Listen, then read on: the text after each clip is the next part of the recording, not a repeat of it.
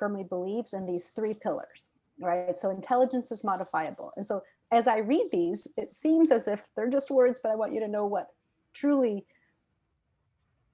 this means if we truly believe this in fact is happening and believe in this work. So the idea that intelligence is modifiable, that intelligence is not fixed, it's not just measured at one time, but that we as educators, if we're gifting our students with these high operational practices, can help modify, can help determine students' ongoing development of intelligence.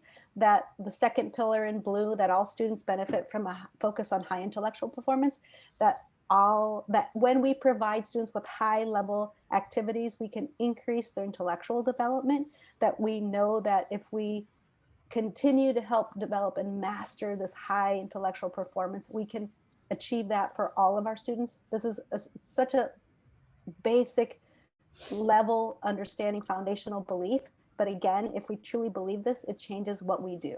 And then finally, that the learning is influenced by the interaction of culture, language, and cognition. And the culture of which is the students that we serve, the families, a school culture, our district culture, because it is through that culture and understanding of who our students are, who our district is, that allows us to use that common language where we can reach all of our families, that we can use that language in the development of the learning that happens, and it's our understanding, our cognition of how students learn that's going to ultimately affect learning. And so the fact that these are the pillars I get so excited about, because truly if we believe this, we can make incredible things happen. So as part of our committee, Dr. Jackson led us through a series of articles. Everything that she does is based on our interaction with text, our interaction with deep thought about race, implicit bias, racism, stereotypes, etc. And so we began a lot of work with a diverse group of families, parents, community members, teachers, administrators, cabinet, who were involved in this work. And we were exposed to many opportunities to read about, talk about, discuss, collaborate on these understandings. All the members at the table kind of do reflect a diverse group of and also academic background. And so a lot of the strategies that she used in her presentations were for us as a committee to develop our group understanding of these elements. And so we learned that our misperceptions of students, this is really an interesting piece, this other tethered self-perceptions, because what we learned also in our committee was this misperception that students who are underachieving to their potential, and when we believe that, we lead the students to think that about themselves. So if we think less about the students, they think less about themselves. And then we perpetuate this feeling of them feeling insecure and not comfortable in the school. And it is how we change that frame of reference for the student that can help them achieve, right? Because they're learning about who they are as individuals based on what we as adults and those around them help determine who they are. So breaking that cycle is essential to the work. And so we did this activity that talked about impermissibles, what we were not going to allow to happen in our district. And this is after a lot of conversations and reading. So, and Alisa and Janet, you're welcome anytime to come, please jump in, and all those who have participated. Those impermissibles that we as a district decided we were not going to continue to have in our district. And so in our group work, we did an activity about those do's and don'ts. So what we would— Linda, I'm sorry. Can I interrupt just real quick? Please. I'm getting a text from Eliana, who has reminded me that I needed to actually open up this session and have roll. I know, it's so different virtually, because normally in our retreat, we'd just be continuing. So I'm sorry, everybody. No worries. But we just pause for a minute. Let's do the administrative part of this, and then we'll jump back into your presentation. Okay. So I'm going to call the open session to order. Roll call, please, Eliana. Trustee Wells. Here. Trustee Lawson. Here. Trustee Marquez. Here. Vice President Diaz-Slocum. Here. President McAvoy. Present. Thank you. Okay, so oral communication on closed session items. We basically covered budget negotiations update and workforce housing update. and we basically talked with staff and gave some direction. And let's see, welcome everybody. Nice to have all of you here. Janet, at this point, do we just have our partners in the room? Is that right? Yes, we have Maria and Robert from NUA, and we have Antonio Perez. Great. Welcome very much, NUA. Always good to have you in the house. And welcome, Antonio, and everybody else. I'll dispense with the normal lengthy welcome since we're all friends here. Okay, let's see. Change to agenda. Any changes to the agenda? I'll make a motion to approve the agenda. Second. Okay, Janet and Mike. Roll call. Trustee Wells, Aye. Trustee Lawson, Aye. Trustee Marquez, Aye. Vice President Diaz-Slocum, Aye. President McAvoy. Aye. And I don't think we had any public comment,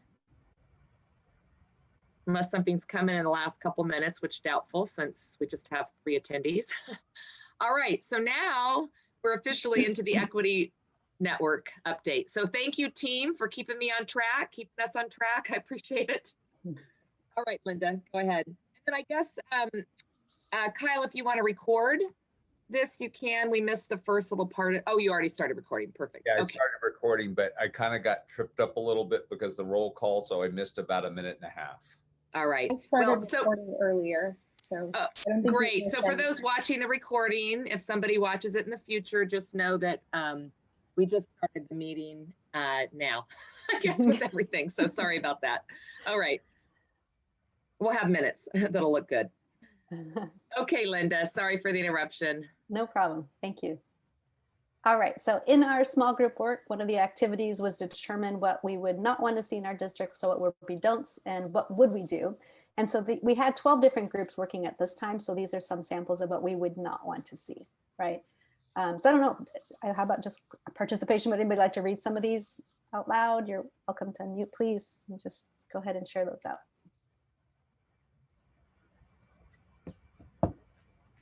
Anybody? I'll go. Don't use low or unmotivated when talking about kids. Don't restrict access to any curriculum. Don't have one curricular pathway for all kids. Thank you, Dr. Baker. Anyone else want to read one other one? I'll go. Don't assume race is fixed and biological.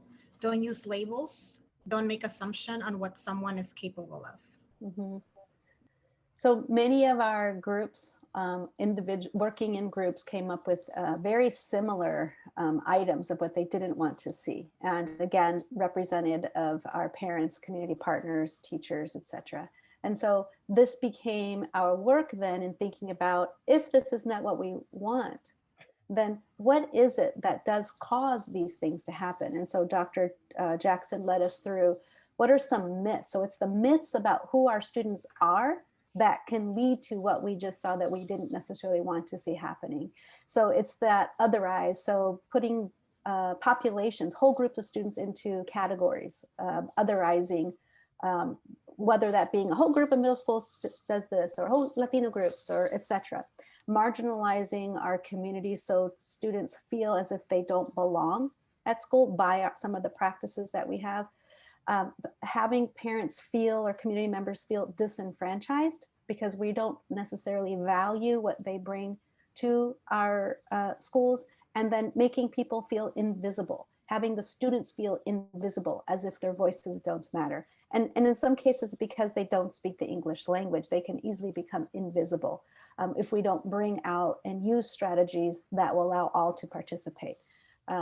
So I will say we've had many, many hard conversations, and I just want to acknowledge the work of the school board and Dr. Baker in your courageous leadership, because these are hard conversations. And I noticed at the board meeting, we had people come in saying what was equitable and inequitable. Well, yes, having conversations like this does bring to light what people perceive, right, as what's happening. And so I just want to acknowledge that these are not easy conversations. And as a board, I know that that you are leading this work, and I know that it's hard. So what we see when we have some of these practices, what that looks like in schools are where we have students tracked because of whatever their typically a test score indicates. We have this belief that we're calling groups of students minority groups or subgroups or low achievers or low, and etc. Those exact same don'ts that we didn't want to see in our district.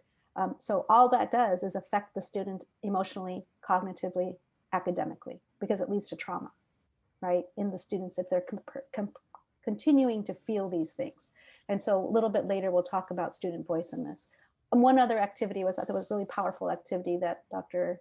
Jackson led us through as a committee is to look at, well, what would we want to see if we're going to cultivate equity consciousness in our school? And she purposely calls it, by the way, equity consciousness, because it's ongoing path.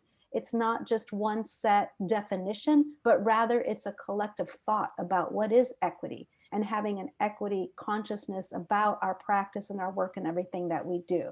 So she intentionally calls it equity consciousness. So we looked at evidence by groups where we wanted to think about what are 5 strong examples of what we would want to see as examples of equity consciousness. And then what we then had to do is, if these are what we want to have in place, what would need to be, what would we need to do to get to that? And so here's just one example of what one group said. So on the right-hand side, ultimately increase in family participation, processes exist to enact equity consciousness at different levels, RCSD staff members to be able to identify strengths for every student, and stakeholders feel safety and urgency in making these decisions. And then on the left-hand side, well, to get that, what we need is to be able to analyze equity consciousness in every department, to continue at equity committees. Schools incorporate every staff member in a school-wide drive to build relationships and ongoing learning, long-term training. And so I just wanted to let you know, this is just one example, but many of them shared very similar thoughts in this. We had many opportunities to determine what is the difference between equality and equity. And this is just one. And we also watched a little video, which I'm not going to show, but I'll show you where you can access, for those who have not been able to participate in all the sessions, all of the recordings of the sessions that is open to you to view. But in this example, we asked, just use a strategy, powerful question. So from this, what do you see? So one question that I would have is, why is the student who's sitting in the wheelchair at the top part of the frame of the image, why is she not or he not in the same direction, going in the same direction as all others on that top part? So the idea is for somebody to ask a question. So Wendy, can you please ask a question regarding this image? Sorry, I'm getting my mute button ready here. I would like to know why not all individuals are on a bike. Okay. Can you call on somebody to ask a question? Yes, Cecilia.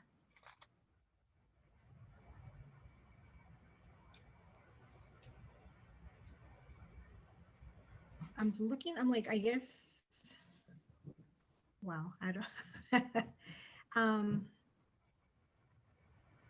maybe why not have, excuse me, the bike be more like the guy is hunching, but right? So maybe more appropriate size bike. Great, thank you. Can you call on one other person? Janet? I would ask, why is the one at the very head of the bikes unable to reach the seat? Great. So we did this exact same. Anybody want to add one? I don't want to interrupt anybody. I do, because it's funny. I was in the conversations that we had, and I loved hearing all the questions, because people had questions I hadn't even thought of. So it's a great exercise, and no matter what we do. But one of the questions one of the comments that wasn't said, and I thought of it later, is in the top one with the equality. It's actually really dangerous, except for the one person who has the bike that's the right size. And for anybody who's biked, if you're not on a bike that fits properly, it's really dangerous. And there's no way you can perform at your optimum. If anything, you're going to fall and hurt yourself seriously. So I just think it's really telling about having the right equipment to be able to do the work, right? That's right. Yeah. Thank you so much for sharing. Thank you so much. So we use the exact same image for the committee as well as for another committee that we formed with Native Spanish speaking families that I'll share about. So again, all of these led to a deeper understanding of the difference of what is equity. What would that look like? And so all these were great. Thank you so much for sharing. Then we moved to an activity where we developed a common language, because what we heard actually in response to the committee members is they wanted to have, as you noticed, not labels. We didn't want to label students. We want to be very careful the language that we use. And so one of our NUA mentors, Stephanie Rome, led us through an activity about how can we be conscious of the language that we use, and how can we choose the language that deliberately engages and supports this work in our community, right? So we need to be careful about the terminology so that we can continue to develop in our understandings. And so she took us through an activity where in smaller groups, we were able to take, well, first think about on our own what these terms meant, and then get into groups that talked about what this meant. And she led us through an activity that talked about examples and non-examples, definitions, etc. So, and it's this exact same time that I was on the phone with Lena Darling Hammond trying to get her to come into the Zoom, because we were having so many different, she was having some issues getting into our Zoom. So in this particular one, I was not able to participate in a group. So would anybody who was present like to share out a conversation that they had or something that was interesting in their group session? You know, in our group, what I'll say is I thought this was some of the most meaningful conversation that we had. So we broke up into small groups, and we had each chosen one of these to talk about. And, you know, there was some really heartfelt stories around, because we were supposed to internalize one of these terms and really talk about it from a personal basis, like how it's impacted us and what we were going to do about it. And I really felt like I got to know some of my fellow breakout session partners. And they were some of the staff and parents in our district. So for me, I really appreciated this particular exercise. I learned a lot from that I feel like I can bring into my everyday life, as well as the work we do in the district together. I remember one parent sharing at the end of this how important this was for her. It was a very profound moment for her, and to have this safe space to talk about some of these terms. I remember her saying that to the larger group. Any others to add to that? Well, I wasn't at any of these, but to me, throughout my time in the school board, this really brings home some of the observations that I've had, and how it impacts our families and our students, and the things that we need to just say and admit, and what needs to change. So I'm really happy to see this. I think it has inspired definitely the committee members, because I felt like every session, every minute, our conversations got deeper into acknowledging what's in place for some of our families. Then we had an opportunity to come together in groups again to talk about, well, how, if we have the intention of having truly an equity consciousness perspective in everything that we do, what would be our intention? What commitment would we make? And so I pulled some words to create this wordle, but I'm going to share with you one example. And again, I'll give you links to all of these so you can see all of them. But here's one. So the prompt was, we are committed to cultivating equity consciousness in RCSD because, and this is one example, as members of the educational community, we see the value, potential, commitment, innocence, and fearlessness of young people, and the importance of their seeing those qualities too. We want all members of every community to understand their worth and their importance to the rest of the community. We do not want them to feel limited, especially not by external forces. An individual's sense of value to the whole needs to be cultivated. We have an obligation to engender equity consciousness because it benefits not only the young people enrolled in our schools, but everyone. Providing access to voice, opportunity, and power across the board benefits all members of the community, not only now, but in the future. Ultimately, cultivating equity consciousness is a necessity. We should not view it as optional. And this isn't like a 15-minute or less time, but I think it's so heartfelt. And all the work that we were doing to lead to this, to get to these statements was powerful. And again, this is just one example, but almost every group had a very similar response. I want to also share with you that we did these very similar activities with other families, with the native Spanish speaking families as well. So not just those families who were able to participate because of the hour, but we did these in the evenings. And I want to thank Michelle Raymond, Antonio Perez, and Ninfa Suno, who came with me to develop what these sessions were going to be.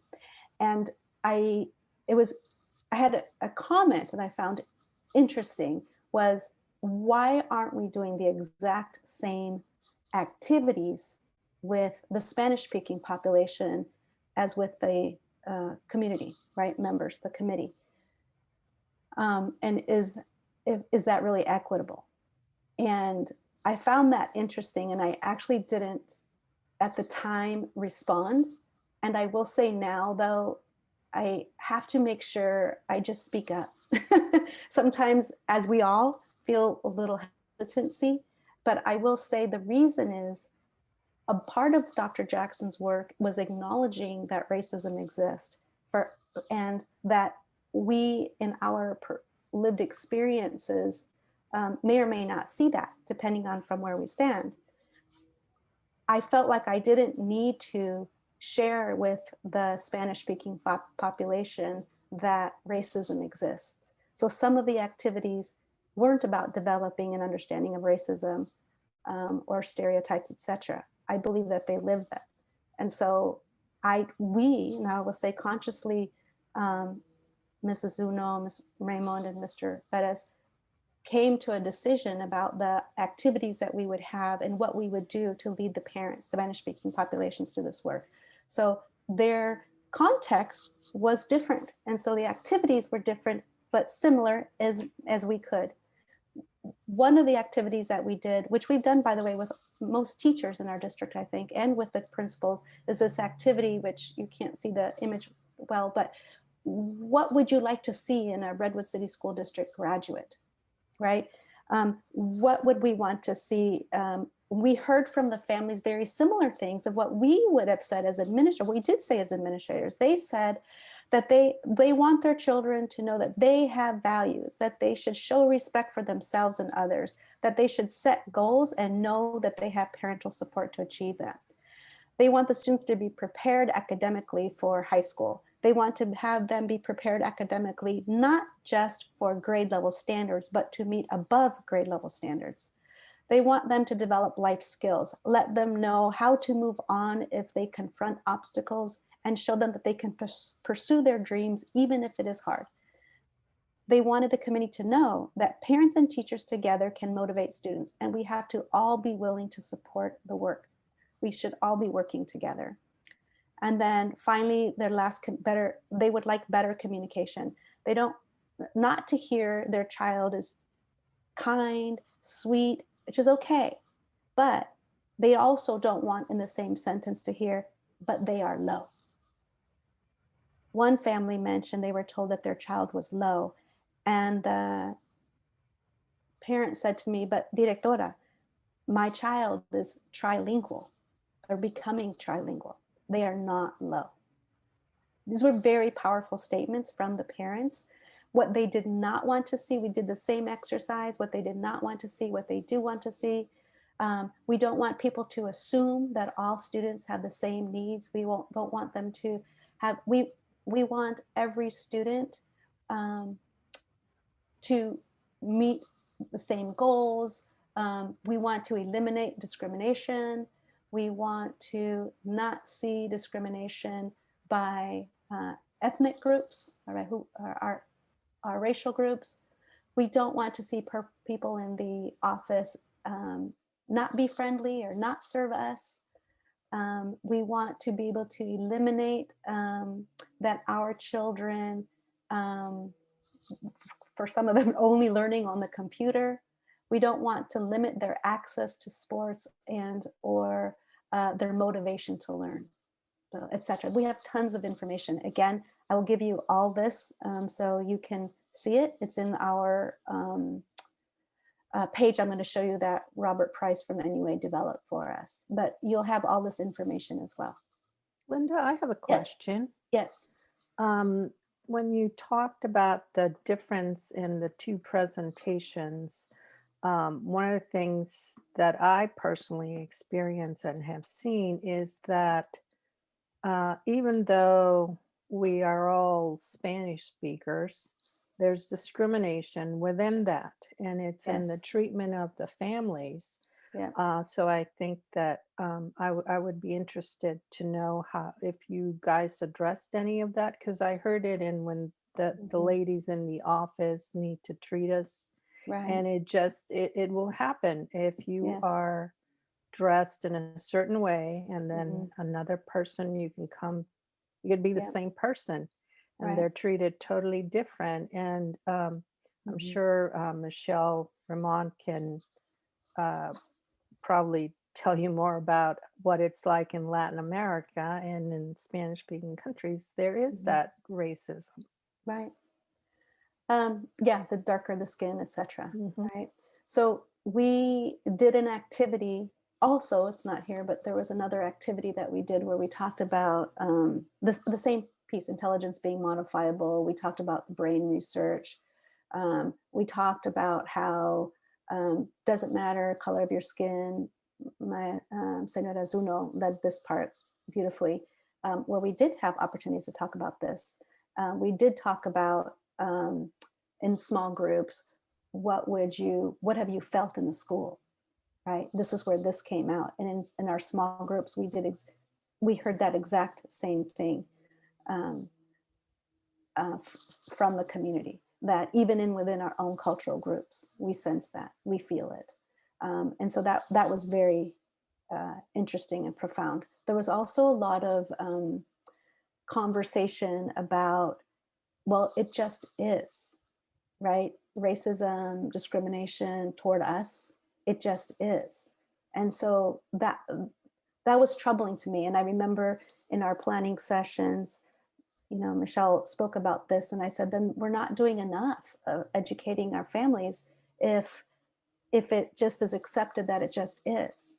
And so that's troubled me since that night when we were planning for this, because I think that it shouldn't just be that is and we're accepting it, right? And so thank you for sharing that. More work to be done.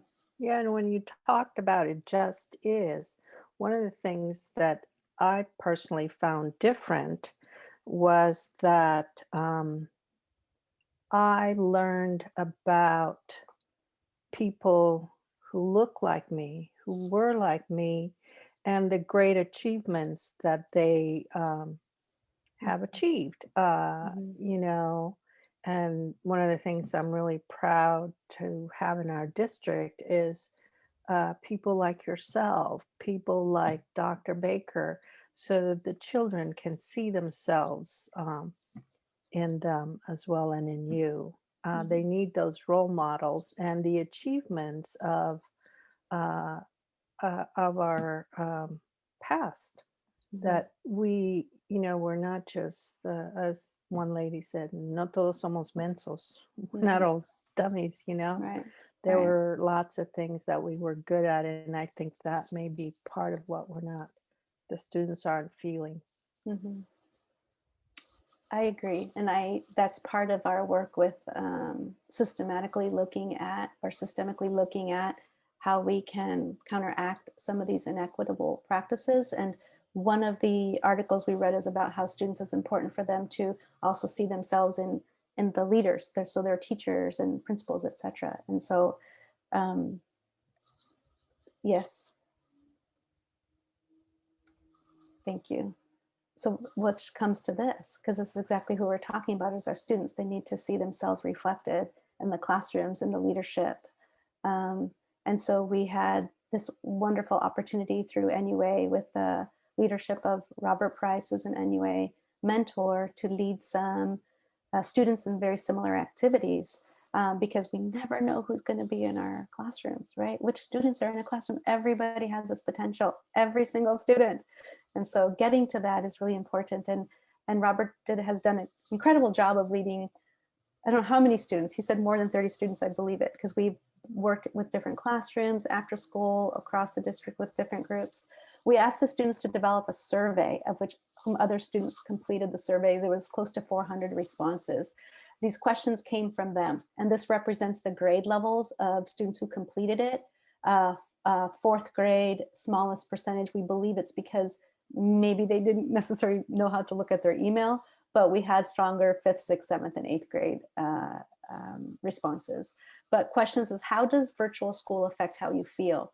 And we gave them a scale: low, sad, overwhelmed, I'm getting lazier, had some distract issues, good, fine, and what in person. So I actually wanted to acknowledge Whitney Eakin, one of our NUA coaches, strong leader in this work in our district. She created these graphs for us and showed it with the students. So it was a way to have the students easily access the information.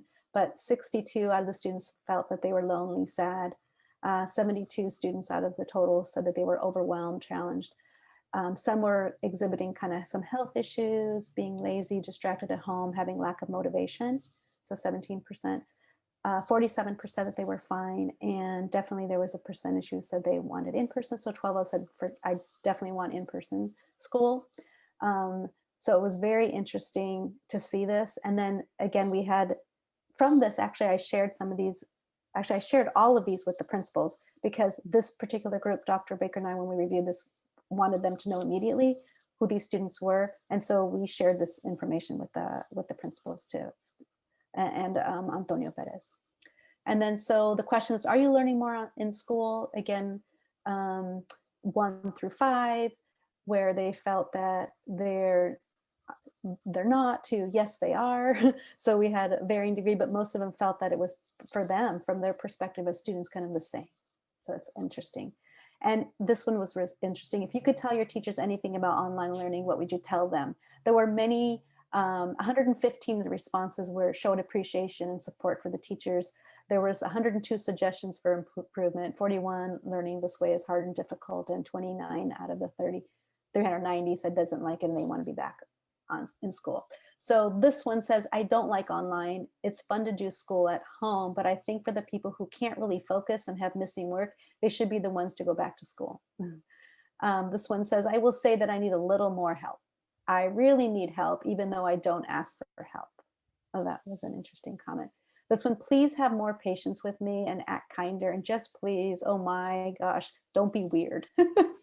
So, and then this one, if I could tell my teacher anything about online learning, I would tell them they are stars. I don't know how they put up with us. Kids spamming the chat box with emojis, kids unmuting and breathing into their mic, kids not turning in work. I know it's hard to teach in person, but it must be really hard online. And I think they are doing as much as possible to teach us. Thank you, teachers.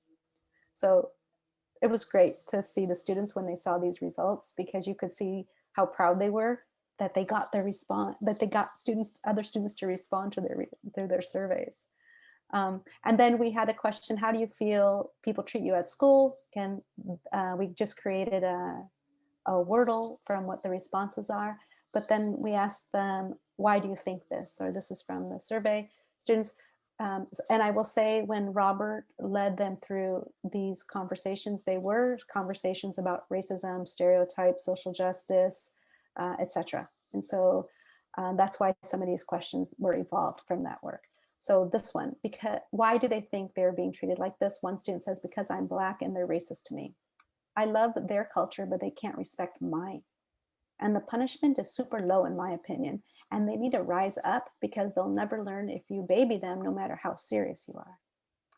Some says, I think because of my accent, some people are not good with me. And someone says, I think this because whenever I am playing sports at recess, everybody respects me.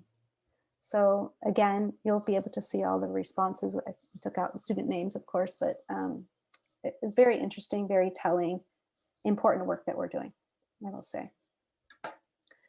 And then as a youth leader, so this is what we're doing, is developing youth leaders. So this is the work Robert's working with our students in developing youth leaders. We would say, as a youth leader, what would you tell the Equity Committee in Redwood City? And there was a lot of it, like, tell not to be racist, to make sure people respect each other, stay determined, stay positive, share that out loud. I mean, so we asked a student to say out loud, what do you mean by that? She felt that if she was developing as a youth leader, she needed to model respect, show respect so that she could receive respect, and that she would want our teachers to do the same. It was so exciting. I can just tell you, I was so, we had one parent, I will share, we had one parent who has been in these meetings with us. At first, we thought, oh, maybe he thinks we're, doing something inappropriate or whatever. But in this last session we had, he was almost in tears, literally thanking us for the work of what we were doing. So anyway, I just wanted to share that. This is work that we should continue, I will say.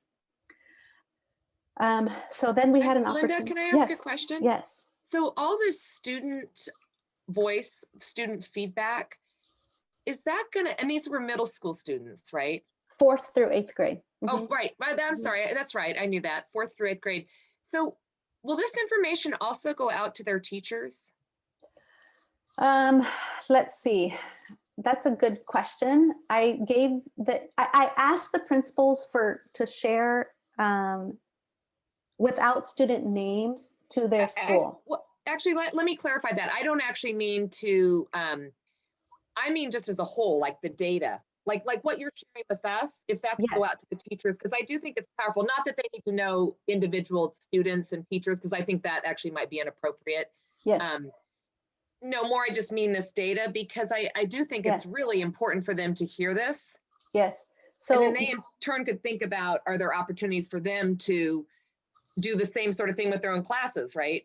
Yes, I would love a more formal opportunity to be able to do that. Right now, what we did was put it in the newsletter for today.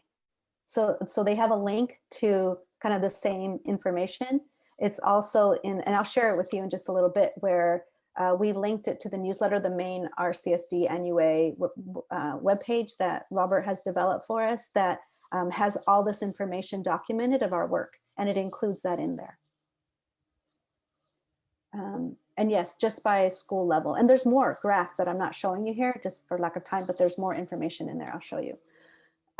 Then we had a guest speaker come and share with us a tool that we were going to use in our groups. And I'm just going to share about 6 minutes of this because it introduces this tool because not everybody was there to listen to it. I think it was very powerful to have her there with us. So I'm just going to see if I can get it. This is it. Ah, no, this is this one. I would just start by saying, the goal here is to think about equity systemically, right? We all experience aspects of equity and aspects of inequality in our different places in a school or district. But we sort of focus in on a small piece when we do that without necessarily unlocking all of the other things that need to happen to fix that. And I would say that in the way that Linda, can you turn the volume up on your computer? Sorry. I think that'll help us hear it better. if you think back to the No Child Left Behind era, a lot of the focus was on the individual school. So you'd have individual schools that might be serving very high need kids, often in states and districts that were not allocating sufficient resources to those schools given the needs of the kids. And we know we have very inequitable school finance in most states across the country, and we did in California until LCFF. There's still further work to be done there. And then districts have handled schools differently. So trying to fix inequality only at the level of the classroom or the school, if you don't have that broader frame, doesn't end up solving all the problems, right? So we want to think about the system that would provide truly equitable education. And of course, student success is at the center of the graphic here. And we start with on the upper right-hand quadrant, a clear, ambitious vision for district-wide racial equity. And how is that articulated? What are the ways in which one is striving for it? The second part of that is the access to rich, deeper learning, culturally responsive curriculum and practices. And you can think about the fact that curriculum historically has been inequitably distributed for a really long time. We inherited a system from the 1900s, which was heavily tracked, and you put kids into their places in the tracks that are meant to put them on the factory assembly line to their presumed future in life. Kids who've had more opportunity prior to getting to school are also already placed in a part of the assembly line that moves them faster. Research shows that if you take two kids who are sort of the same place in any domain of learning and track one of them up and one of them down, the one who gets tracked up will learn more because the curriculum is richer and because they are getting more access to meaningful knowledge, and because they also are internalizing the message that I am smart. Somebody has decided that I am capable, and that also then influences achievement. It's also true that we typically have assigned the more experienced and expert teachers to teach in the higher tracks, right? So all of those things about access to curriculum, both by school and by track within school, make a difference in what kids ultimately learn. And those, as when you use the tool, part of that is decisions that are made inside a school, but part of it is decisions that are made at the district about what kind of curriculum to make available in a school and to whom within a school. The next slice of the wheel is the safe, healthy, and inclusive school environments. And that means both psychologically safe as well as physically safe and inclusive for all groups. That again gets to how do we put kids together to be together, but also how do we create the social and emotional supports that I know you've worked on so hard in Redwood City, such that every student feels like they are identity safe, that they are seen as capable and acknowledged as competent, that they're not experiencing stereotype threat, social identity threat that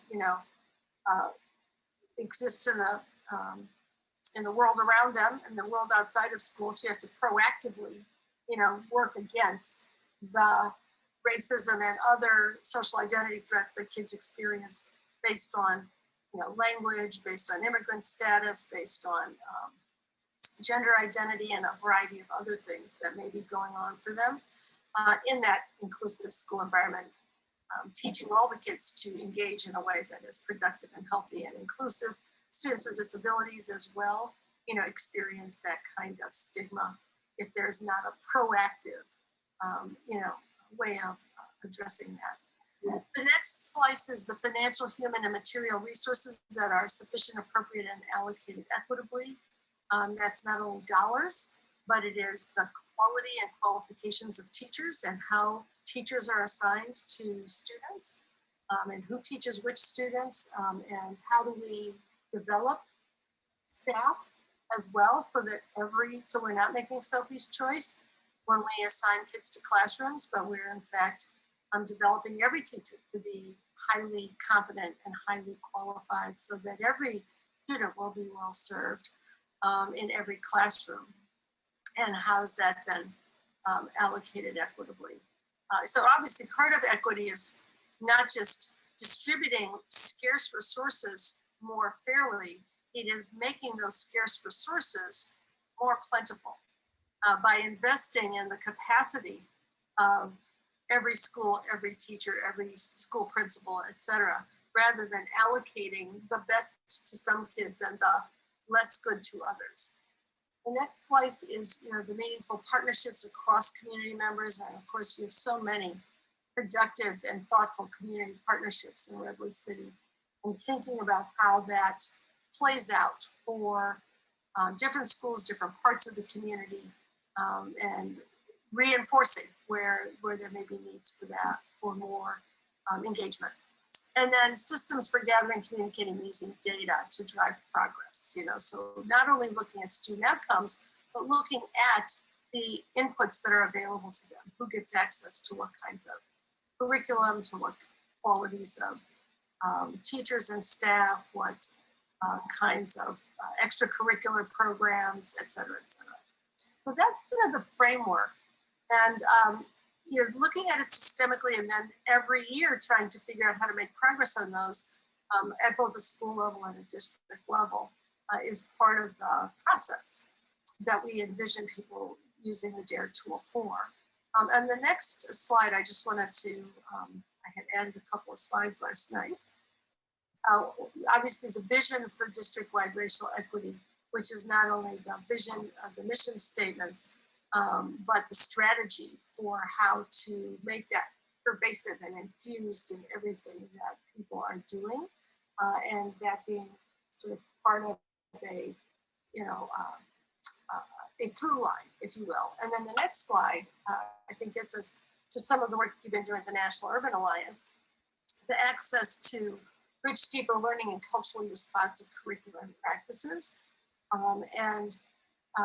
We have typically reserved the most intellectually challenging, critical thinking, complex problem solving curriculum for a small minority of students, because when our schools were invented, 100 years ago, the idea was that most kids were going to be prepared for sort of, factory and farm work, and a small number of kids would be prepared for thinking work.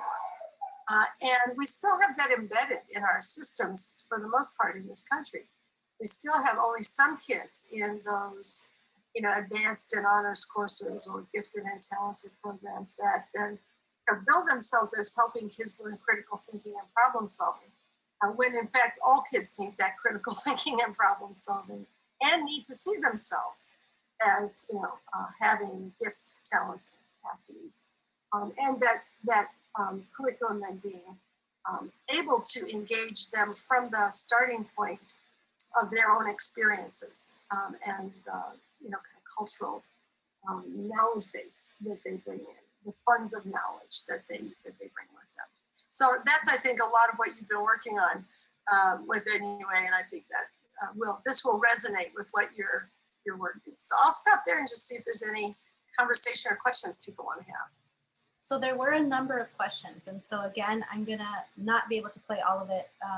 However, again, through this website, I'll be able to share with you, but I wanted to share with you one final question that I thought was pertinent to, as you're thinking about our work next year. What are some of your recommendations about how the district can support the re-entry in a way that really is addressing sort of social emotional meets equity meets COVID-19? Yeah, I think there's a couple of things. One is, of course, you already said it, prioritizing the social emotional. What we most need to have happen when kids come back in person is for them to feel excited, engaged, loved, trusted. One of the things I fear the most is that because people are sometimes so worried about, quote, learning loss, that there may be a tendency to say, let's test everybody and decide who's above and who's below, and then, put some kids into, I've even heard some people say, let's hold back a whole bunch of kids or put them in a remediation. That's going to destroy those kids. If they get the message when they come back that I am less than, I am behind, I am stigmatized, I'm doing drill and kill, trying to get my scores up or something, instead of coming back in a way that is, supported, build that community, do a lot of enabling kids to get back in touch with each other in positive and productive ways. Some kids are going to be a little unruly too. I'm watching my grandchildren. And, that structure that we have in school is going to be retaught, that, there are things that we do together and we do them in certain ways. And it's not quite the same being on the Zoom as it is being in the classroom. And then, engaging in really interesting and engaging inquiry projects and project-based learning, You know, getting kids reading and writing and thinking and counting and talking and communicating and collaborating will do a lot to get the scores up, etc. In the long run. But we have to resist the urge to sort of say, okay, we're gonna, you know, double down on, you know, a kind of remediation that is both stigmatizing and that is, you know, uninviting and unexciting. So I would love to share more, but I know we're kind of running out of time here. But I wanted to let you know that, first of all, she was so kind to just respond in an email like a few days before, a couple days before, saying, can you come and share with us this tool? Which she did. And it was so hard to get her in and out of these meetings, but she had to leave her own meeting to come. So I just want to thank her publicly for her work with us. And it was so connected to the work that we're already doing toward equity practices. And so our next work was, given that same tool that Linda Darling-Hammond introduced, we used this tool that lays out specific questions of what to look for in each of our departments. And then given the work that we already had done as a committee, we put the people into groups, and this is just an example. Everyone right now has each of the departments represented with at least 5 or 6 members. We try to have parents, community members, you know, principals, teachers. So there's a range of participants in each of the committees, but they're responding to the prompts from the DARE tool that says, for example, does every student have access to curriculum assessments that are rigorous, authentic, relevant, and well-rounded? And the tool then says specifically, what evidence are you looking for to see if that actually exists? Because then that evidence, based on our lived experiences as teachers or as family parents or directors or whoever, we're writing this information, we're providing some suggestions and some questions to consider. And it is through this work of suggestions and questions to consider that leads to the next steps of taking this back to directors as leadership here at the district level to then come up with some specific ARs for each of those departments. And so that's the work that we're doing right now. And we ran out of time. And so we added one more session in 2 weeks, the 29th or something on a Friday. I'll have the date here. But that's our next level of work. In addition, right, because it's all levels looking at this, we continue to work with teachers. And I want to shout out to Robert Price for developing this site for us that I believe he shared with you at one of our last sessions together. But basically it's all the work that we have been doing with our work with NUA, with the students, with the teachers, through our equity committees. So more video if you want to see the full video from Linda Darling-Hammond, specifically looking at the tool that our groups are using. Again, this is all Vision. Robert Price is amazing, whom he is right here if you don't know.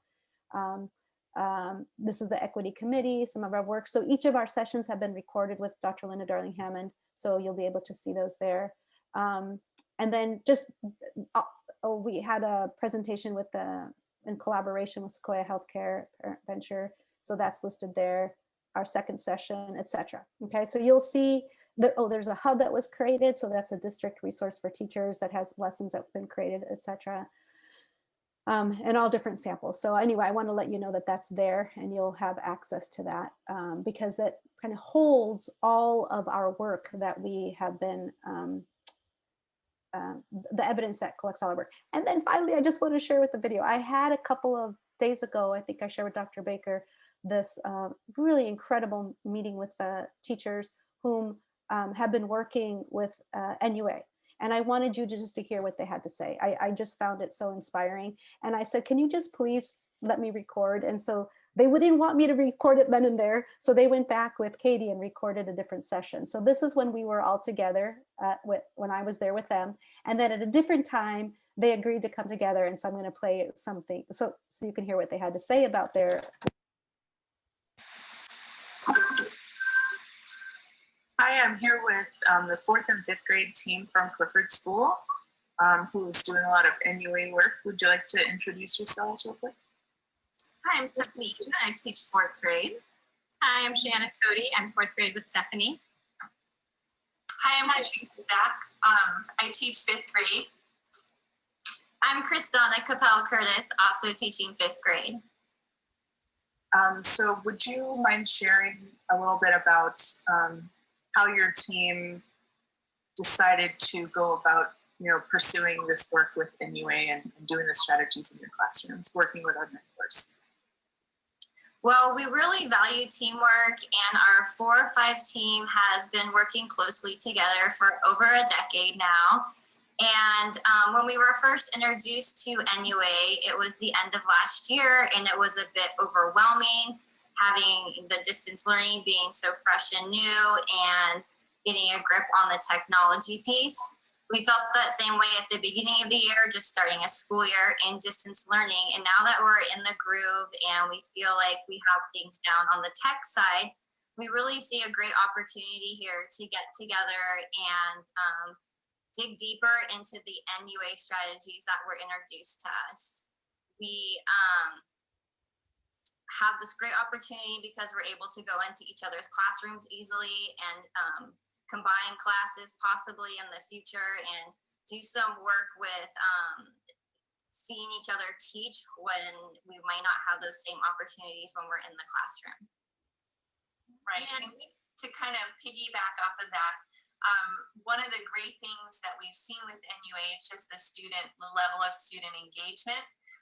We see the students very receptive to the strategies that we've implemented so far. We also see not only will it be beneficial in distance learning, but we also see being able to apply these strategies when we move back into the traditional classroom setting. One of the biggest impacts I see with NUA is just the ability to tap into different backgrounds and different experiences the students have and incorporate that into our learning. Additionally, it can also be used throughout different subject areas. It's not just exclusive to English language arts. We can use it in science, social studies, and we can use it in math as well. So it's very applicable in all subject areas, and the students really, really love the strategies. Any other sort of, how does this work sort of complement what you're already doing or challenge what you had already been doing in the classroom? Well, I think like Katrina said, we can use it across all disciplines, and it's strategies we can incorporate to the current curriculum. And I think that's been fantastic. And so it's not like we're trying to do all this with whole new curriculums, but we're bringing in the strategies and using it with a lot of the curriculum we already know. And like Katrina was just saying, just the student engagement. And it's been so interesting to teach lessons that I've taught in the past, but with using these strategies and just see a higher level of just comprehension, understanding, and overall engagement. Yeah, and on that note, we've been able to, using the high operational practices and really pushing the enrichment with this. And I've seen a lot of my students collaborating better in this format and being able to communicate in a way that's very valuable. And another thing too is with the planning out lessons, the structure of the using the pedagogical flow map, being able to work with the priming and the processing, and we've learned a lot about that. We've been asking a lot of more detailed questions in regards to those steps, and we're getting to a place with the retaining for understanding where we're able to take it up a notch, and that's why we decided we wanted to really work more with Mr. Price. I'm going to actually stop there because, again, I know we're running out of time, but again, you'll be able to see more of that in our web page that Robert Price created for us. But I just want to acknowledge that the teachers were so excited to have this opportunity where they now could feel they're ready for it, whereas it was very frustrating to try to do everything at once. And so I just wanted to give that feedback to Dr. Baker and acknowledge that they appreciate what you're offering them. So shout out to Dr. Baker, because I know, you know, it's a big commitment. And when you hear like, oh gosh, is it really working? Is it? And I want you to know that it's working with veteran teachers, right? With all levels. But when you experience something like this with veteran teachers who feel like, even though they've been teaching for more than 10 years, they can still learn something from it. And they see a difference from lessons that they've already taught in the past to now with new strategies. That to me is impactful. So I won't go into this because I know you know this. Managing complex change. We had an opportunity to attend a training last year, and what we found was that if all of these aren't in place, then no matter how hard we try something, it won't sustain. And so having that vision, having a clear plan, developing the skills, providing the resources, motivating people along the way, and finding a way to assess whether it's going to work is so powerful, needed. This is like kind of lifelong lessons anyway. These things I wish I would have known way from the beginning. And then I'm starting to develop a firmer understanding of each of these things because, you know, it could just take off. But I do want to say that I hear today you're continuing with this work with vision and mission. If that's not there, and nothing else is possible. So I want you to know that at this level, you know, we're developing this, I know today. There's a sample letter of how at school sites this is happening. But I will let you know that at school sites, it can be limited if there's not also the work that you're doing at the district level. So I just want to say thank you so much because, again, your leadership is needed. Next steps, February 23rd, they're meeting with Dr. Jackson. These are the directors to look at sample policies, administrative regulations, really focus on equity consciousness. I put a question mark there because this is Dr. Dr. Jackson, who's going to be here, limited time. If you would like to work with her, that's at the cabinet level or district level, board level, please let me know. She's just loves working with Dr. Baker, and we'll do whatever you need. February 26th, it's our final group session with 5 departments. Week of March 1st, I'm meeting with the directors one-on-one as we continue to develop those. And then of course, our continued work at the district level, at the site levels with NUA. I'm gonna stop there because I know I'm running out of time. So thank you so much. Sorry, any questions? I'm gonna stop sharing. So I'm really pleased with the work that's going on with the committee. My question, and I'm glad that Robert's still on here, right? I believe so. Yeah, he's here. Both he and Maria are still here. So Robert, I hear you know, the teachers, not only the Clifford teachers, but other teachers are very much complimentary of all your support and guidance that you've given them, and they've asked for additional support. So does your schedule allow that to occur? Because I know you're really working with us. I think this is like board meetings where they're not able to unmute or anything. Kyle would have to bring him over. How can you unmute him? Thank you. He did. He did. I think I'm here now. Yes, you are. Did you hear me? Yes, I did. So first, I'd like to thank the professionalism of everybody involved. That first and foremost is what makes it happen, collaboration. And I can't say enough for it. Just watching the coach and the teachers and the coach that even led that group before, Brania, just Linda, Maria, and everybody in the district. Yes, I see it working, and I'm going to make time work on it. Absolutely. It was probably a lot easier when you lived across the bay, right? No, actually, I was in the Southern California region, but the other California. That's right, the other California. But I guess now it doesn't matter since we're zooming in and zooming out. So I guess it doesn't make a big difference. But with that being said,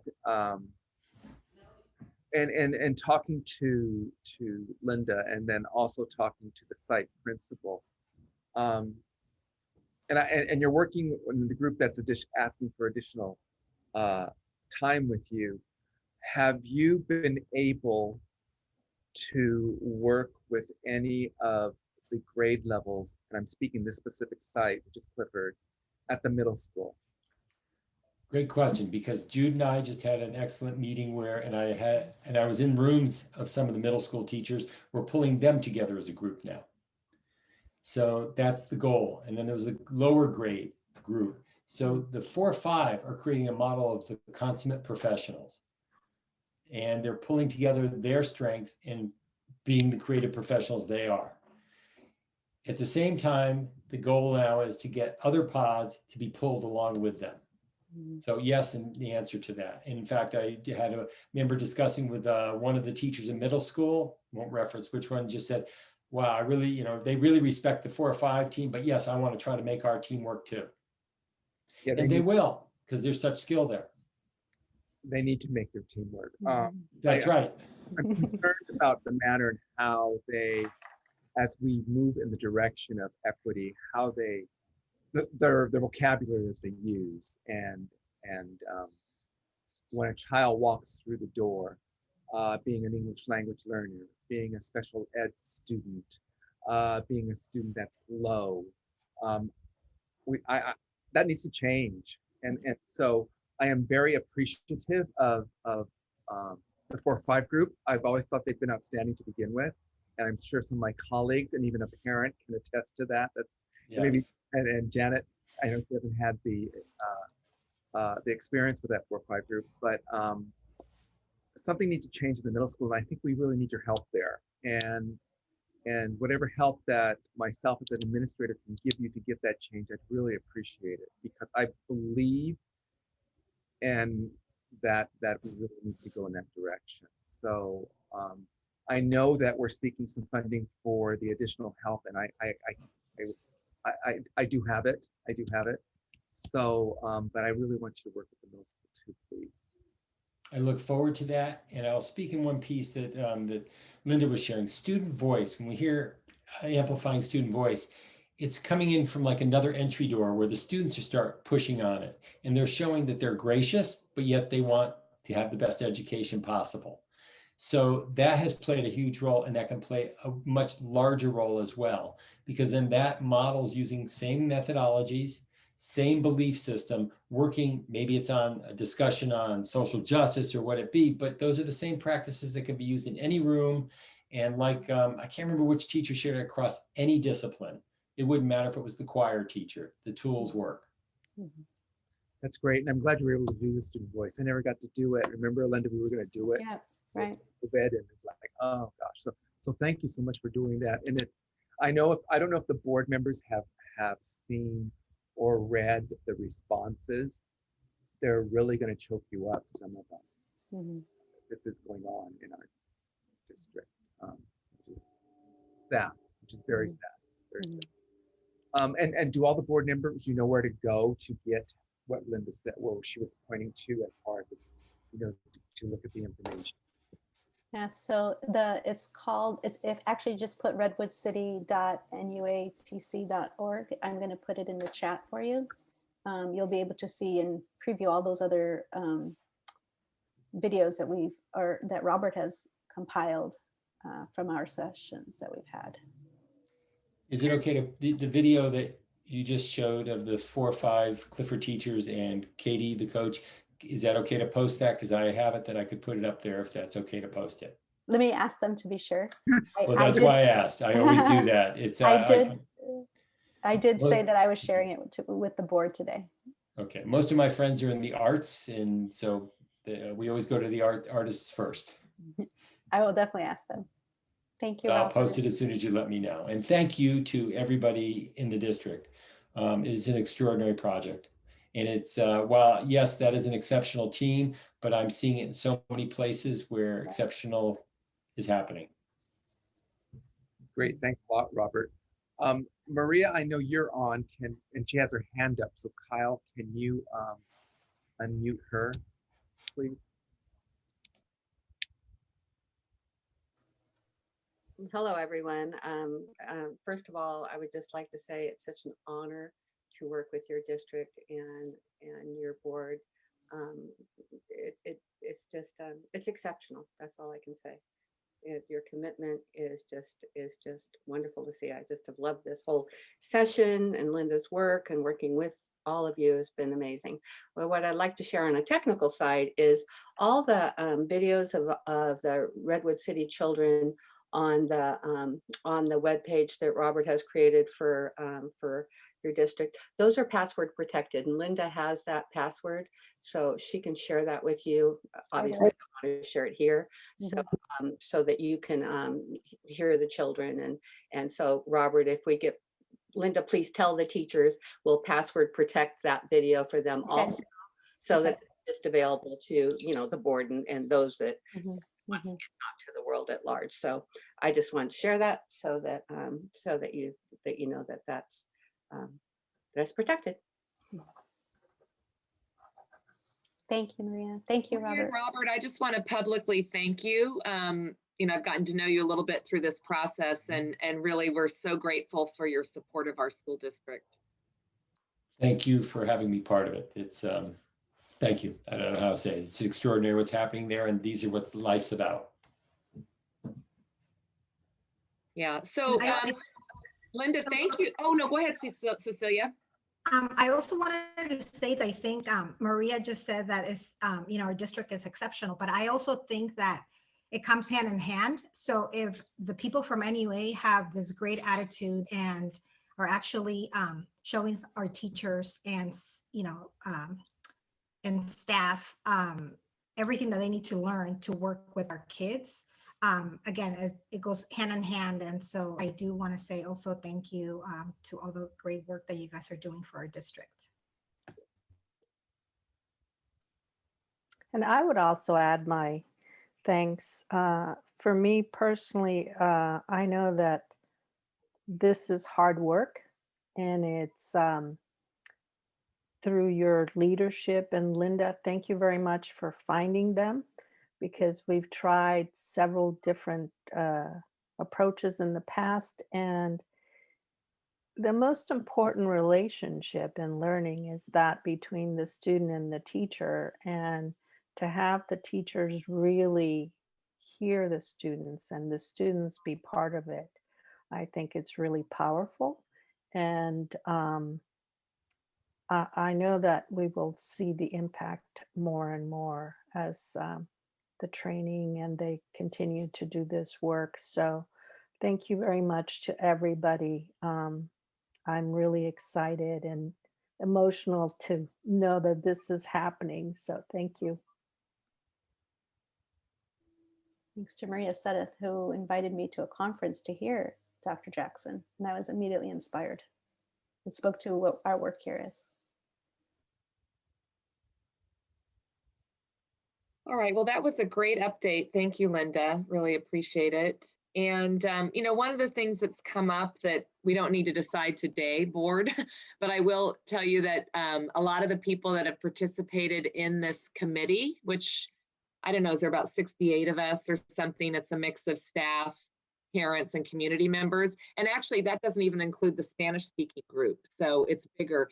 There's just a lot of interest. So I think when we're done with our administrative regulations, I think there's still, and we'll continue with professional development, but there's still maybe an opportunity for a equity committee ongoing, or some additional education and capacity building with parents and staff and community members together. I think the conversations that have gone on in this group are really meaningful, and I think will be impactful for our district and community. So we'll just have to think about that. I realize it's a staffing issue and a money issue and that sort of thing, but I just wanted to let people know that several of the parents, and actually many of the parents and teachers have all expressed that desire.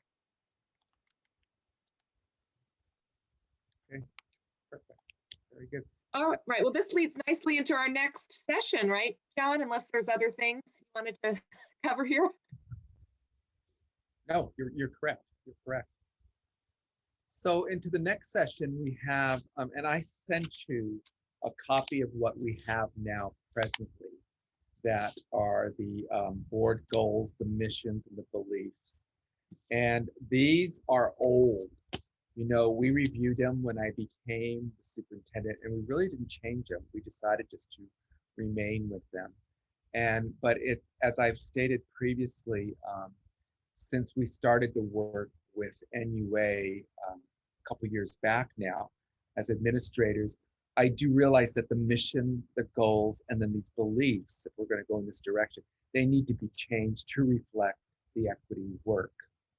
I know that we have the policy in place and the ARs. And I know that each of the department leads are meeting one-on-one with Linda. They've all met and had their own committees and how to make sure that equity is part of their department. But now what we need to do is make sure that equity is part of our mission, part of our belief, and part of our goals. If that's the manner in which we all agree that we have to have this, which I think we do, because if we do not change these, nothing is going to change. And we've had these since the last superintendent was with us, and we haven't changed them since. Not one thing. So I sent you these, I scanned them and I sent you the board goals, the missions, and the beliefs, and for us to look at them. And it's not, there's probably not enough time for us to definitely come up with new ones today. But I think we need to start the work. The work needs to start. So when we start, in the fall, or even if we start, in the late spring, maybe our mission is different. Our beliefs need to change because they're definitely, how would I term them? Bland. They for lack of a better term, I could say something else, but it wouldn't be appropriate. They're bland.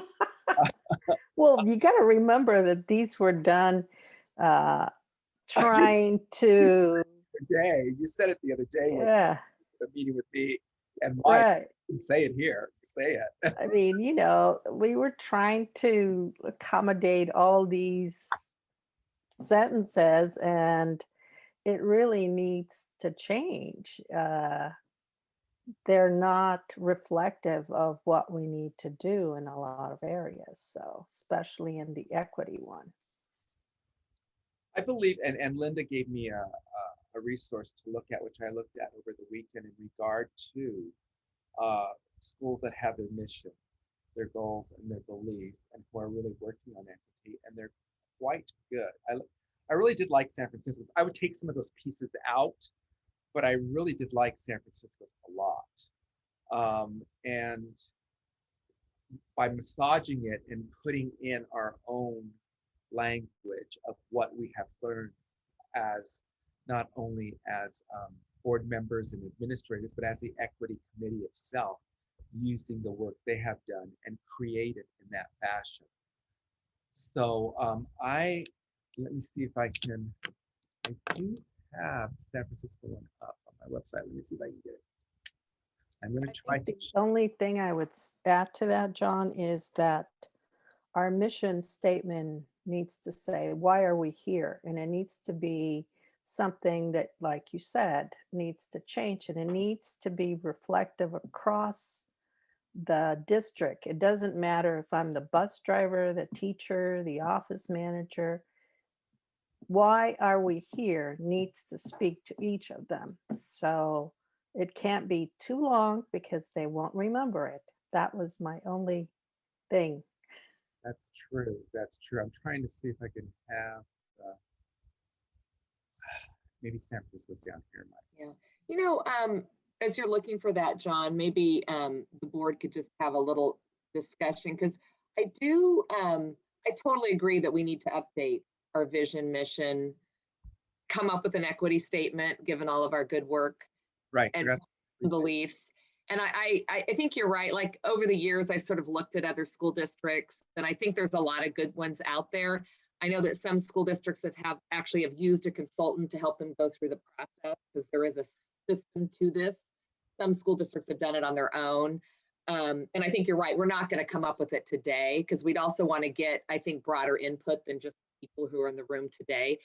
So one thing we could talk about is maybe just what kind of process we want to go through, whether it's, you collecting good examples and sharing them with us, or us hiring a consultant, or if we want to have, a study session where there's community involvement, or a survey, whatever. So maybe that's a place to start, just if that's okay, unless you've got, or if you have a specific recommendation for us, you could also share that with us. I don't. I did draft, but that was real draft, and I would rather us do it as a group as opposed to an individual. And I wouldn't mind putting together a committee that would work on this.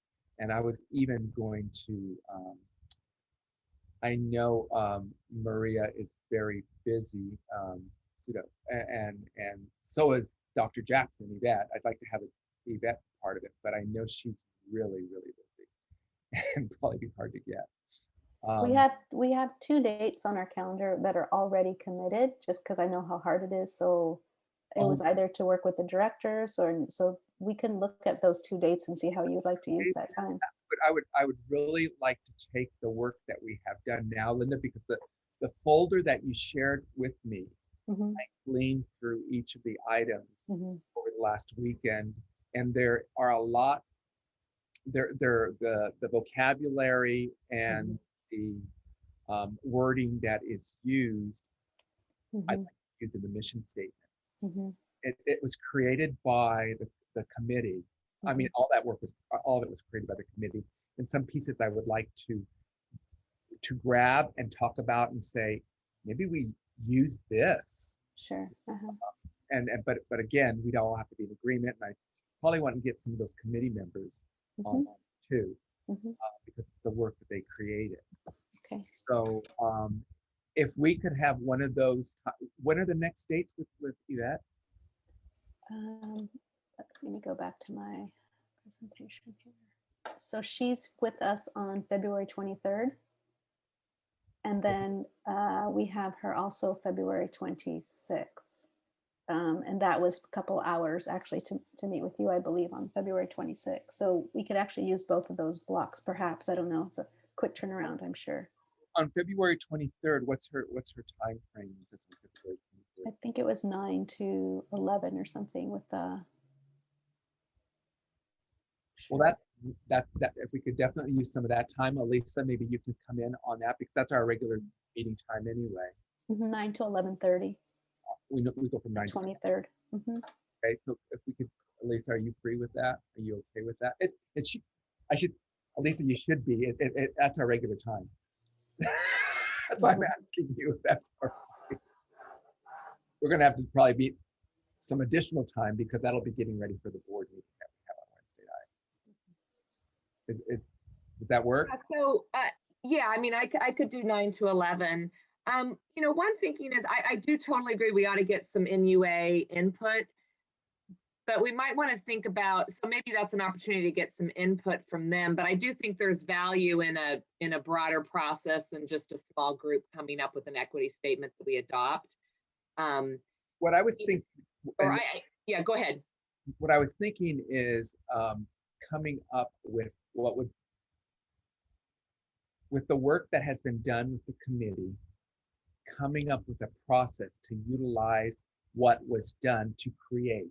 So that's where I think Yvette can really help us.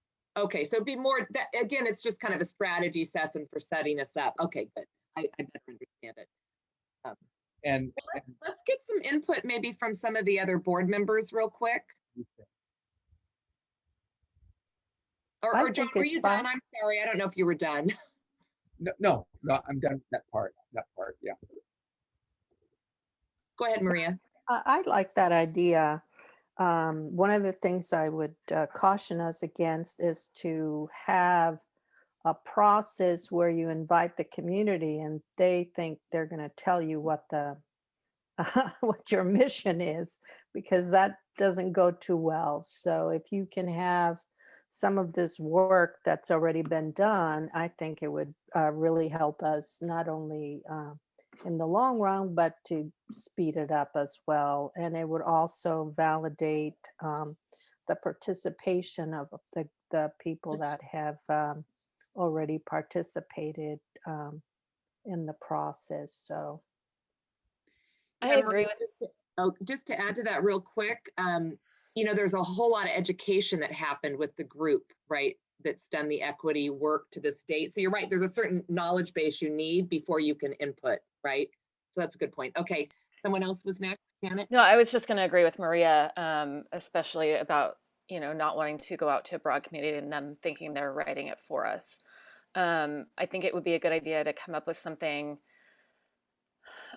together and then seek feedback on from the school community, and not just ask them to come together and write something. Yeah, because if you remember, John, we had some members during that time that were really against what the board wanted to have as our mission statement. They were adamant that it was what they wanted needed to be up there, not what the board was deciding. And because we had opened it up and it was a public meeting, they felt that they have the right to tell us what it should be. That's true.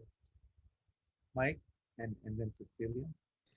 So are you looking for process feedback? Is that the question here? Or because I mean, I think that what you're talking about here for setting it up along with Maria's concerns sounds right to me. You know, in terms of content, I don't know if we're getting into content or not for what would be in the mission. And no, we're just talking process. We're talking process right now, because we Okay. need to get others involved. Yeah. I think Maria raises good concerns from experience, I'm sure. And so I think that the approach that's being suggested sounds right. And Cecilia? Can you guys hear me? Yeah. Sorry, I guess my connection's a little on the bad side. I agree with what Maria said. I think I want to say even the Superintendent Advisory Committee at one point had a little bit of a problem with some of their input that you didn't bring forward as a recommendation. And so just to avoid that piece, I agree with what everybody has said up to this point. Good. So then we'll start with Yvette on the 23rd. And Elisa, and Elisa, that's the time that I meet with Elisa, but we could also have one more board member be on that committee, in that session with us if one would like to attend. Maybe from 9, you said 9 to about 11, Linda, is that what she's with us, 9 to 11? She's booked from 9 to 11:30, but you can use any time. And then, I mean, we could also work with the directors or whatever you'd like. We can plan that out. Okay. I definitely only have to a little bit before 11 because I have a hard stop with another meeting I'm actually leading. So. Is there another board member that would like to attend? Well, I'd like to be there, but I was going to leave that, see what you guys say too. Cecilia, what were you saying? No, I was going to say I will be happy to join as well. So. Okay, why don't you go ahead then? Okay. I think we'll be having a conversation with her and kind of summarize some. Oh, can you hear me okay? A little, now I can. Yeah, now I can. Oh, how weird. I haven't moved. Yeah, so maybe what we can do is talk to her a little bit about process, and she could help us think, because you're right, we have a whole bulk of work, but I definitely then want to circle back quickly with the rest of the board, because I do want to value everyone's input. So yeah, so that sounds like it sounds like people are okay with that then, and then we could have another session where maybe we bring some recommendations from all the work we've done to at least as a starting point to reflect on. Is that okay with folks? Okay. All right. Perfect. Good. Oh, and actually, just the one other thing I'll say is that, I think we should all feel free to poke around on some other websites and school districts. My guess is school districts like San Francisco, Oakland, LA Unified, all of these bigger districts have gone through some of this or are going through it. So I bet we could glean some interesting information. I know the San Mateo County Office of Ed, they went through a whole process, and I've looked a little bit at their equity work and mission and vision. So if we all do that, then that'll also, I think, help inform what we do. We may as well learn from our neighboring friends. So Linda, do you want to send the board the piece that you sent me? Was the folder? Well, there was a lot in there. Oh, sure. One piece that where I was looking at policies, I was looking at resolutions. And send it to Liz and Wendy and Priscilla also to have it. Yes. Yes. And Linda, will we get the feedback from the equity committee that was talking about what they want, the group that was talking about what they want their students to become when they graduate, how they Yes, what they want from that? Because I think Yes. that really can help inform what our mission ought to be, and maybe where our goals should be set. Yeah, I have to translate all that, but I can definitely do that. Yes. I think that's a good point, Mike, because actually there were some really amazing comments coming out of that group that I think were really telling. And they were actually in line with, I think, what we want as well. So, yeah.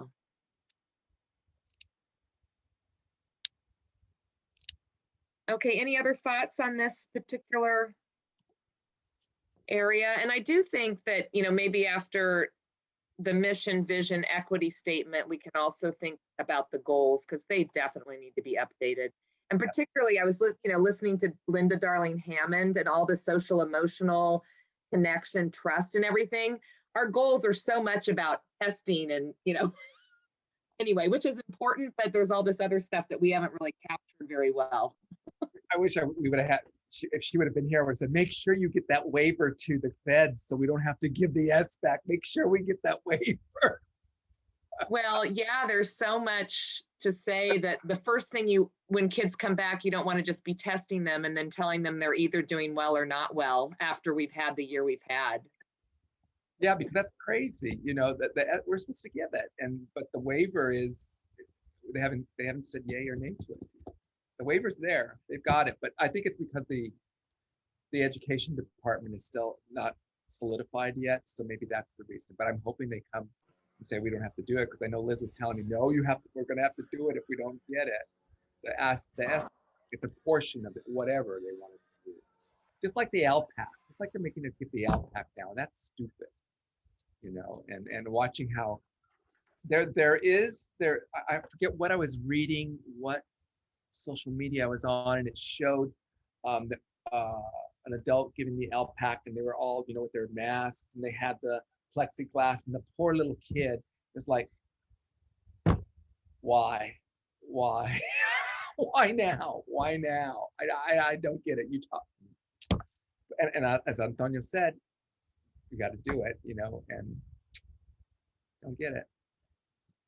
But what can I say?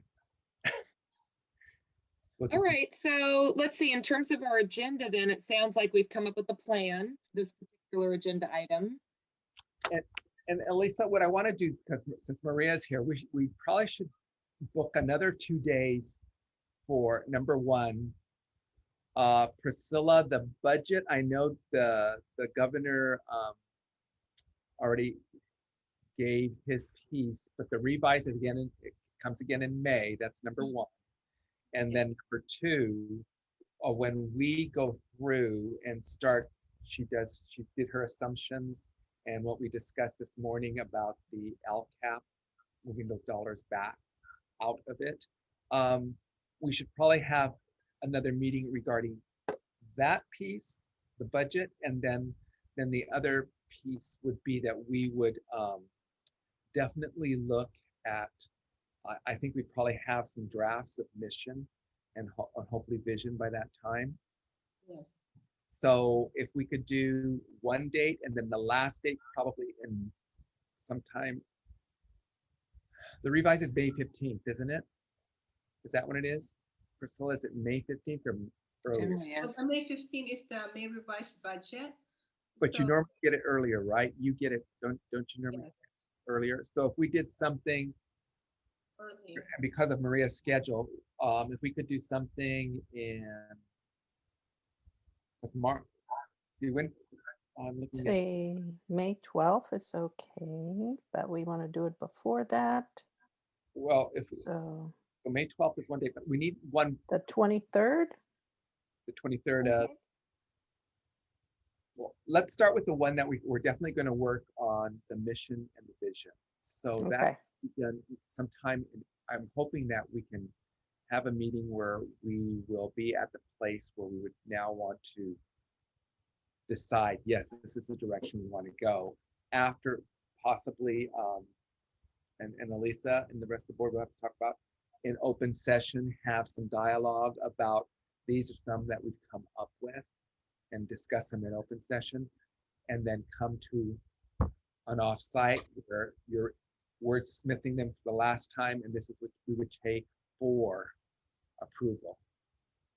So I am thinking if we could meet sometime, the winter, I'm looking at my calendar for the breaks.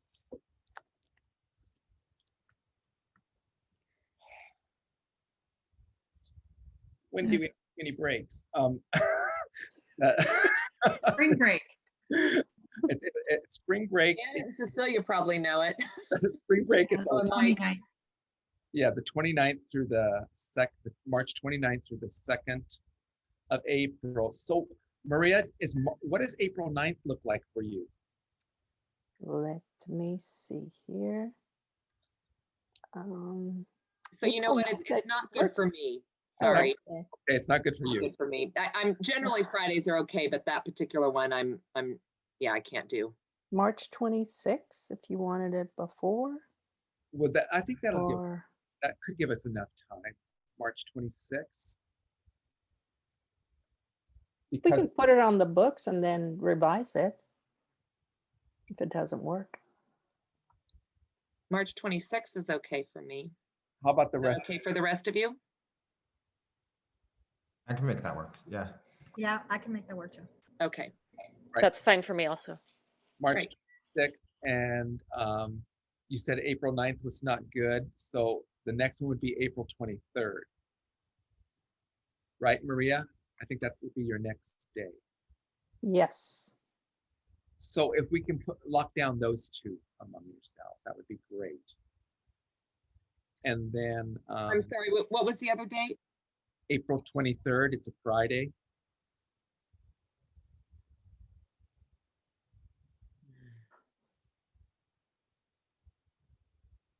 I don't think I can do that day. I think I'm in charge of something else that day. Yeah. Okay. Sorry. All right. So the next one. Yeah, well, one thing I could do is let me see. I know I'm in charge of an event it's a 3-day event. I don't know if I might be able to break away for like 3 hours or something. I just don't know yet. So what if you pencil that in for the 23rd? Okay. Put it in. We'll all pencil it in, and then if it doesn't work out, Elisa, then I think then we can choose another date. Okay. Another date in May. We'll choose one in May. And Maria, what's the first day in May? First Friday in May that you have off? Let me see here. I think it's May 7th. My calendar says that's it's a no school, right? No school day. Yeah, I was gonna say, don't we have something? It's no school day. It's a school. It's that CSCA day, right, Wendy? That's what it is. Yeah. Oh. What? I didn't hear you. I could see. I think Kent Awards is that day. You think what? I think Kent Awards is going to be that day, but that's kind of an optional thing. That's later in the day usually. Later. That's later. Yeah. So we can do it earlier then. So let's just put that one down too, if you just to hold them. Okay. No, definitely the March 2nd is a go. Okay. That's definitely a go. And April 23rd and May 7th are placeholders right now. Okay. Could you just which day in March? March 26th. 26th. Okay. I thought you said March 2nd for a second, but the 26th. Okay, cool. Maybe I did. March 26th. It's the 26th, right? What happened to the? All right. All right. I think we did it. All right, and we're done early because we put a bunch of stuff off for another day. That's okay. 15 minutes already. I think isn't that what it? No, we're actually we're done almost on time. We said 3:30. It's only 2:30. Is it? Oh, that's right. It is 2:30. My watch is. Okay, well, you have a gift of time, John. You have a gift of all right. Well, I think, gosh, we covered a lot today in our closed session and then here in the open session. So hopefully staff, you got what you needed to move forward. We have what we need to move forward. It's just the work to get it in the place where it needs to be, right? Everybody, yes, yes. That now comes the fun part. Now comes the fun part. Yeah. All right. Anything else from board members before we close? Just a big thank you to everybody for all the work that you guys are doing. Liz and Ileana and Kyle and Priscilla, everybody. We appreciate what you do. Thank you. You're welcome. Yeah, ditto. Yeah, same thing. Spending the day today with everyone was great. Thanks for the time today. So ditto to Maria. Thanks. Perfect. I echo Maria's comments too. I know it takes a lot of staff time just preparing for these board offsites. So I appreciate all that you guys have done to get us to where we are. So while we were working on the budget with Priscilla, there was an email that came through from one of my colleagues, Beth Polito, who is in Las Lamitas. She said there were some vaccines opening up on the 12th, the 15th, and the 16th. How she got that information, I don't know, but she was letting us know. Just like, this thing just changes every day. So I don't know, she sent it to just those of us that, the core of us that just work together. So I said, yeah, it depends on the vaccine and when it arrives. So, and I also wanted to say thank you to Elisa. I think that you're mastering this thing quite well. Janet did an awesome job and you're right there with her. So thank you for running this a good meeting. Thank you, and it's teamwork. I appreciate the text when I forget something or something's going awry. So yeah. Good. Well, thanks everyone. It's always easier to do it in person, but I think we got through. We're getting through what we need to do. Just so you know, we're sending that survey out to staff. It was sent out already. I alluded to it on Wednesday night in regard to items on there. You get the vaccine. Are you coming back? Are you interested about summer school? And then also returning in the fall. I think that was another question on there. Is that correct, Wendy? Yes, and we have it scheduled to go to teachers only at this point. At this point. And Stanford did help us out and work on it. And thank you to Amy Gerstein and her group. She said, just send it over and let us look at it and help you out. So that'll give us information that will really help us. Number one, for my hope of doing some more reopening of classrooms in the spring. Number two, for those people who are really interested in working in a summer school program. That's number two. And number three, for opening up in the fall. You have your vaccine. Are you coming back? Are you not coming And back? an MOU. And an MOU. A new one. A new one. So I thank Stanford very much for doing that. And that, as I have to keep reminding myself, we have them. We must use them. That's Amy says we're here. Use us. So we need to. Yeah. So that's all. All right. Well, I think that was okay to talk about under the agenda because it was all goals of ours to reopen. So I was just sort of trying to, just to be cognizant of that. Yeah. So, because one of our main goals is to keep on reopening. So that's good. Yep. All right. Well, it's Friday. I think it's a 3-day weekend, right? Oh no, I guess it's the whole week off for the school district, right? I don't have kids in the district, so. Kids, principals will be back. Will work. Because the principals really don't get it. That's not. But they're because they've been working so hard. I said take 2 of the days and don't do anything. Just take 2 days. Just let us know what 2 days. So for those of us that are in and out, we need to get a hold of you. We know yes we can or no we can't. And then for those of us here at the district office, it's Monday, and then some of us are taking vacation. I'm taking the Thursday and Friday as a vacation day. And then Wednesday. All right. Well, I hope you guys get a little breathing room. A little. Yeah, it'll be a little breather. I think we all need a little breather right now. A little breather. And then Liz, Wendy, and Linda will determine what days and what days. So. And Priscilla. I forgot Priscilla. Yes. And Michelle Ramon, thank you for being with us. We didn't have any. You didn't have to interpret. I'm sorry, but thank you for being with us, just in case someone did pop in. So I really appreciate it. Thank you, Michelle. All right, everyone. Well, have a nice weekend. All right, you too. Bye.